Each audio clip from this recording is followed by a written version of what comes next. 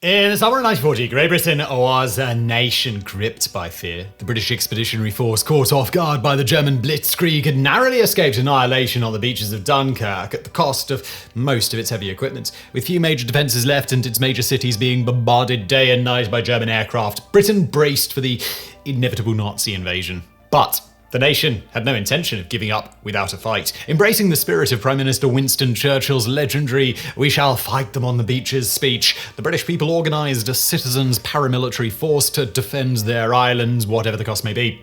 But if popular culture is to be believed, this force, known as the Home Guard or Local Defence Volunteers, was unlikely to strike fear into the hearts of the German invaders. Composed mainly of middle-aged men unfit for regular military duty, the Home Guard became the butt of many jokes, both at home and abroad, coming to symbolise the sheer desperation of those early war years. In reality, however, the Home Guard, while initially poorly equipped and organised, quickly grew into a highly effective organisation that became integral to Britain's morale and survival during the harshest years of the war. This is the story of the real-life Dad's Army. While organising a civilian militia to help repel a coming invasion might seem like a logical move, initially the British government was sceptical of the idea, fearing that such a militia would be difficult for the War Office to control and might actually impede the combat efforts of the regular army. There was also the not unjustified fear that the Germans would not view militiamen as legitimate combatants. Indeed, during the Franco-Prussian War and the First World War, French civilians who shot at German troops were declared franctireurs and subjected to brutal reprisals, including summary execution and the razing of entire villages. But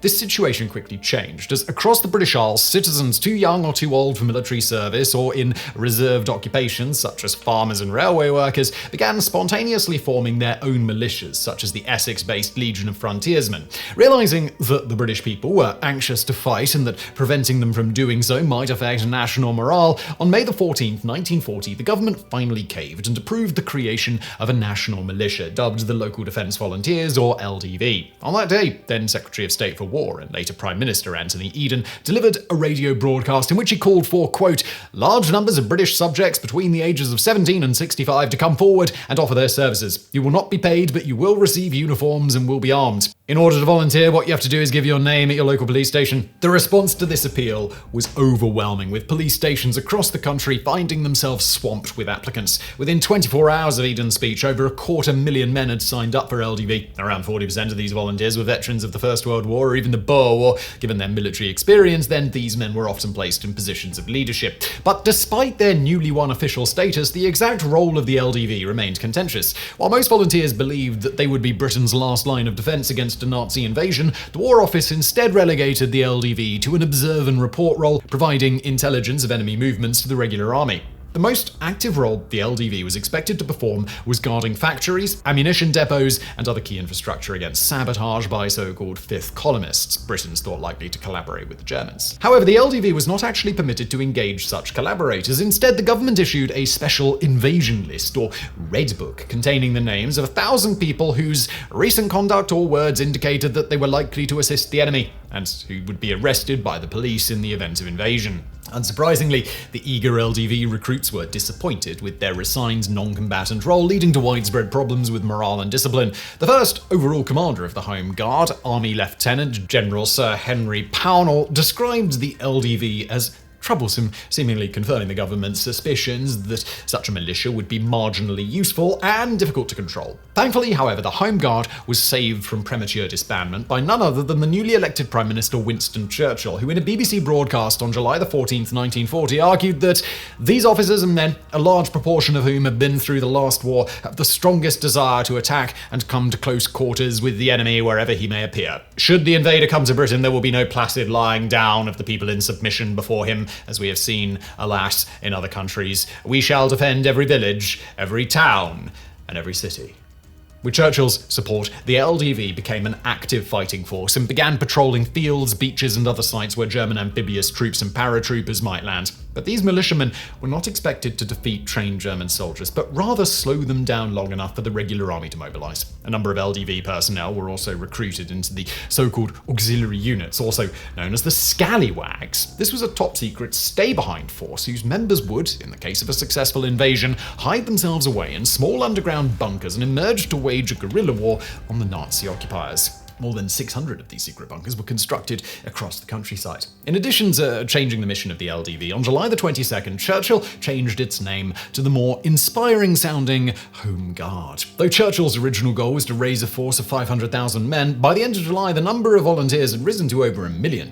At its peak, the Home Guard would count some 1.7 million men and women among its ranks. But while the Home Guard was not wanting for men, it was desperately short of weapons of all kinds, even basic rifles. Domestic production of the standard issue Lee Enfield No. 1 Mark III rifle had ceased shortly after the First World War, meaning that by 1940 there were no more than 1.5 million serviceable rifles left in the UK, nearly all of which were earmarked for regular army use. And while large orders of Ross and M17 Enfield rifles had been placed with manufacturers in Canada and the United States, these would take months to arrive. Thus, most LDVs were relegated to using a motley assortment of civilian shotguns and hunting rifles, as well as service rifles kept by veterans of the Great War, and even weapons liberated from museums. This shortage became so desperate that in 1942, several Home Guard units were even issued so-called invasion pikes, consisting of little more than obsolete rifle bayonets to wield on long steel tubes. Amusingly, this weapon was the result of the War Office taking a memorandum from Winston Churchill a little too literally. The memorandum stated, "Every man shall have a weapon of some kind, be it only a mace or a pike." Thankfully, while nearly 250,000 invasion pikes were produced, few found their way into the hands of the LDV. Now, not only were there now enough rifles to go around, but many of the Home Guard commanders suspected their men would mutiny if issued such an absurdly useless weapon. Also, in short supply were uniforms. During the early days of the Home Guard, most volunteers served in regular civilian clothes with only an armband marked LDV or later Home Guard to identify themselves. Later, surplus army uniforms as well as helmets, webbing, and other equipment slowly became available.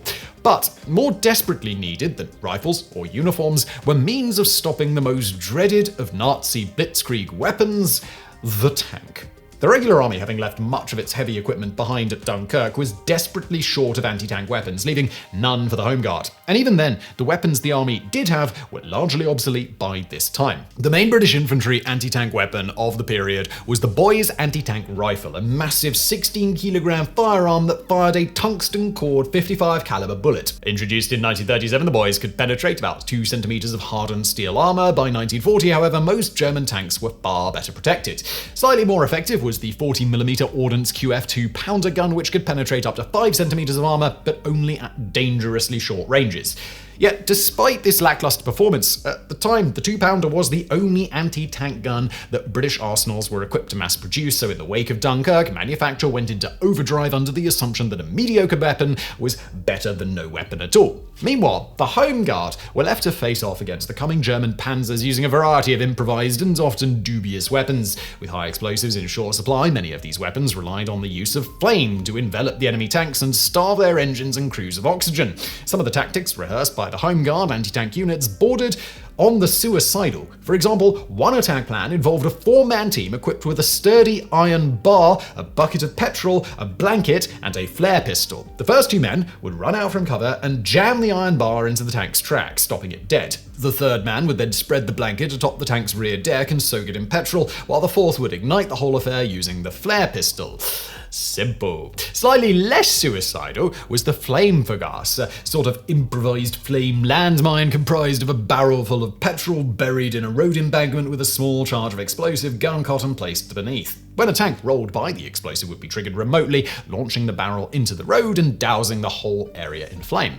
Various crude flamethrowers were also constructed, consisting of camouflage tanks filled with petrol, which could be projected onto the road through pipes either by gravity or hand pumps and ignited using flare pistols or Molotov cocktails. Some of these flamethrowers were even mounted on wheelbarrow frames, giving them a limited degree of mobility. Another similar system was the beach barrage, intended to thwart a Nazi invasion force before it could even reach the shore. This consisted of a series of pipes running under suspected landing beaches into the shallows, which could pump the water full of a petrol-kerosene oil mixture and incinerate any German craft that attempted to land. By early 1941, around 7,000 of these various flame traps had been installed across southern England. A more portable flame-based anti-tank weapon designed specifically for the Home Guard was the No. 76, or Albright and Wilson Special Incendiary Grenade, which we previously covered in our video, the fascinating story behind the Molotov cocktail and how it got its name. Produced by the eponymous chemical engineering firm as their contribution to the war effort, the A&W bomb consisted of a 250ml cylindrical glass bottle sealed with a metal cap and filled with a mixture of benzene and white phosphorus,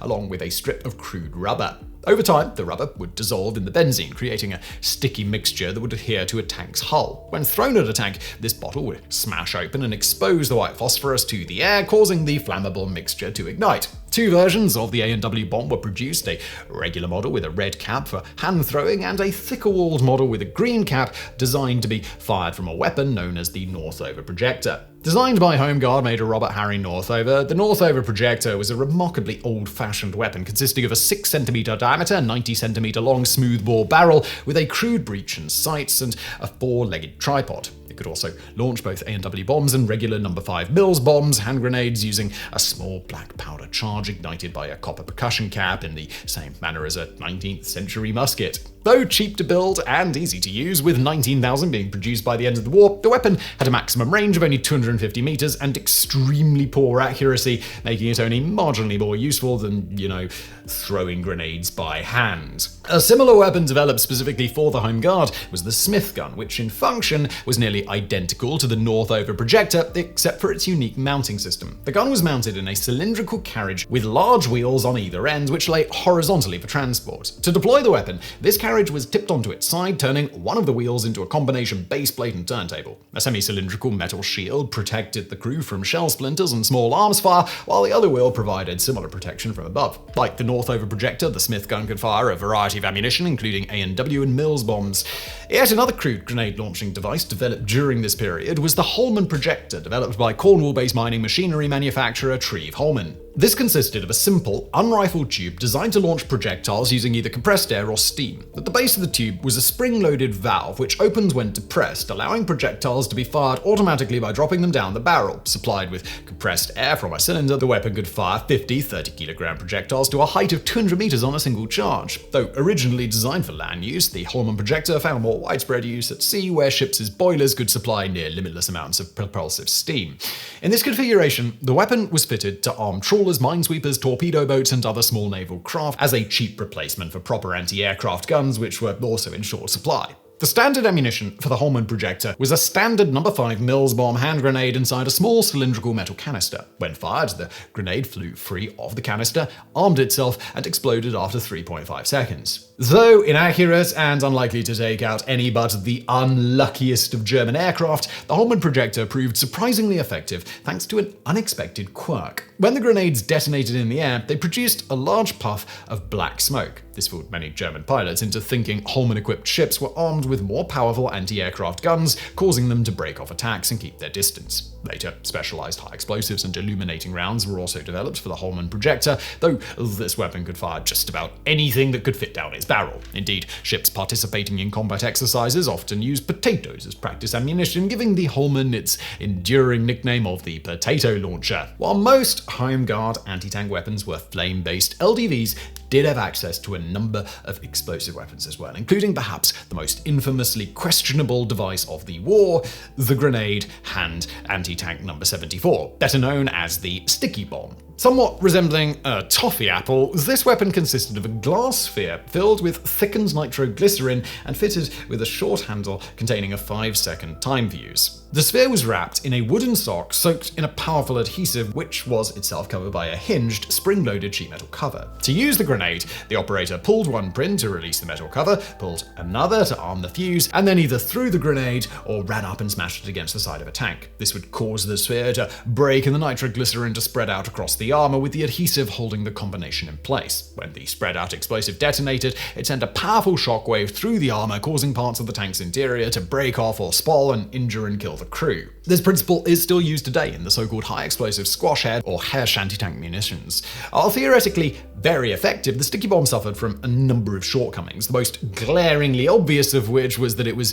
literally a glass sphere filled with nitroglycerin. The adhesive also had a nasty habit of accidentally sticking to the user's clothing, leading to many a hair-raising moment in training. Thankfully, for all involved, these Terrifying devices were retired in 1943. Far more sophisticated than the sticky bomb was the No. 68 anti-tank grenade, designed to be launched from a special cup mounted to the muzzle of a standard Lee Enfield rifle. Introduced in 1940, the No. 68 was among the first widely issued munition in the world to use the hollow or shaped charge principle, in which an explosive blast wave is used to shape a hollow, metal-lined cone into a supersonic jet of molten metal that can punch through armor plating. And for more on the first use of this type of weapon, please do check out our previous video, how the Nazis managed to capture the world's strongest fortress in less than 20 minutes. The grenade could theoretically penetrate about 5 centimeters of armor, but in practice this figure was closer to 2 centimeters. This made the No. 68 only marginally more effective than the Boys anti-tank rifle. For this reason, the weapon was quickly retired from the regular British Army service and instead issued to the Home Guard, who retained it until the end of the war. Perhaps the most effective anti-tank weapon issued to the Home Guard was the Black Bombard, developed by British Army officer and prolific weapons designer Lieutenant Colonel Stuart Blacker. The Bombard was a type of spigot mortar in which the barrel is replaced with a metal rod called a spigot. The projectile, meanwhile, is fitted with a tubular tail stem containing a propellant charge and a primer which slides over the spigot. When the weapon is fired, a firing pin in the spigot strikes the primer and ignites the propellant charge, launching the projectile off the spigot. At the same time, the recoil of firing recocks the firing pin for the next shot. Weighing 185 kilograms, the Bombard could fire a 6 kilogram shaped charge warhead around 100 meters and penetrate around 5 centimeters of armor. Though originally designed with a portable 4-leg platform, most Bombards were mounted on fixed concrete plinths located near important sites like road junctions and bridges. 22,000 Bombards were built and issued, and while none saw use, the basic principle inspired the design of the weapon used by the British Army from 1943 onward, and the Hedgehog anti-submarine spigot mortar used by several Allied navies. Given the inaccuracy of most of the Home Guard's anti-tank weapons, it was preferable to shoot at stopped tanks rather than moving ones. For this reason, thousands of roadblocks were constructed across the country, some more sophisticated and effective than others. One common design consisted of petrol drums filled with concrete with a steel pipe running down the middle. When an alert was sounded, LDVs would insert a smaller steel pipe into the hole and roll the barrels into the middle of the road. Another design comprised steel pipes sunk vertically into the road, into which sections of railroad track could be inserted. While these roadblocks would likely have been effective when deployed at choke points like bridges or roads with steep embankments, hilariously many were built on flat, open ground, meaning German tanks would have been able to simply drive around. But Home Guard commanders also knew that tank crews were naturally cautious and often had a poor view outside their vehicles, and some of the tactics taught to LDV trainees took full advantage of this fact. For example, in the oft-repeated anecdote from the Spanish Civil War, a Republican commander delayed a column of Nationalist tanks by laying out a number of dinner plates on the road. The Nationalist commander, believing the plates to be anti-tank mines, halted the column, giving the Republicans enough time to make their escape. In addition to roadblocks, thousands of concrete pillboxes were built across the country to defend strategic points like crossroads, bridges, and the entrances to towns. Amusingly, many of these pillboxes were camouflaged by painting them to look like florist shops, petrol stations, and other civilian structures. While decidedly unconvincing from up close, this camouflage again relied on the assumption that tank drivers could not see very well out of their periscopes or vision suits, allowing the deception to work long enough for the tank to get within range of anti-tank weapons. Also in short supply, in 1940, were fighting vehicles such as tanks and armored cars. Once again, the Home Guard was forced to make do with a range of improvised solutions. These included the Beaverette, Bedford Oxer, and Armadillo, created by fitting an armored box of machine guns to a civilian truck or car chassis. In the case of the Armadillo, metal shortages forced the vehicle's creators to build the fighting compartment out of wood filled with gravel and sheathed in relatively thin sheet metal. Another type of improvised armor vehicle was the Bison, built by fitting standard trucks with a fighting compartment made of concrete. Being extremely heavy and slow, unlike the aforementioned designs, the Bison was not intended to be a true armored vehicle, but rather a mobile pillbox that could be moved to a new defensive position if needed. Most were used by the Royal Air Force to defend airfields. In the end, however, none of these elaborate and sometimes questionable defenses ever had to be employed, for by the autumn of 1940, Hitler's forces had turned fully to Operation Barbarossa, his upcoming Nazi invasion of the Soviet Union. Thus, on September the 17th, Operation Stallion was postponed indefinitely and never put into action. In any case, it is highly doubtful that this invasion, had it ever been launched, would have been successful. The Allies were to learn at Dieppe in North Africa in 1942, Sicily and Salerno in 1943 and Anzio and Normandy in 1944, successful amphibious landings required highly specialized equipment like landing craft, equipment which the Wehrmacht, having been designed specifically for a land war on the continent, largely lacked. Indeed, during the preliminary preparations for Sea Lion, landing craft had to be improvised from river barges. Most German troops were expected to paddle ashore from their transport ships using rubber dinghies, making them extremely vulnerable to British shore defenses. Amphibious landings also required air superiority, which the Germans had been unable to achieve during the 1940 Battle of Britain. Worse still, Britain's only major military asset, the Royal Navy, was many times larger and more powerful than the German Kriegsmarine and would likely have wiped out the German invasion fleet before it even reached British shores. Still, it's important to remember that during this period, the Wehrmacht and the Luftwaffe, which had just steamrolled across most of Western Europe in a matter of months, were widely seen as an almost supernaturally unstoppable force, their many glaring limitations not being widely known even to British military planners. But even as the threat of invasion faded away, the Home Guard continued to recruit and train, its numbers never falling below 1 million throughout the entire war. During this period, the makeup of the organization changed dramatically. While in 1940 there were barely enough weapons or uniforms to go around, by 1943 the Home Guard was a well-equipped, well-trained, and well-organized force, nearly on par with the regular army. And while at first their ranks were largely filled with men over regular service age, the Home Guard soon began accepting much younger recruits, providing youths aged 17 to 18 with useful training and experience before they were able to join the regular forces. The Home Guard also did much more than prepare for a looming Nazi invasion. They guarded factories against sabotage, captured downed German airmen, manned anti-aircraft batteries, and helped to cordon off and defuse unexploded bombs, a highly dangerous duty that led to the deaths of nearly 1,000 LDVs. Some members of the Home Guard in Northern Ireland even fought armed skirmishes with the Irish Republican Army. So, despite what pop culture depictions like the TV show Dad's Army would have us believe, the Home Guard was not a laughably ineffective collection of incompetent overweight pensioners armed with pointed sticks and Molotov cocktails,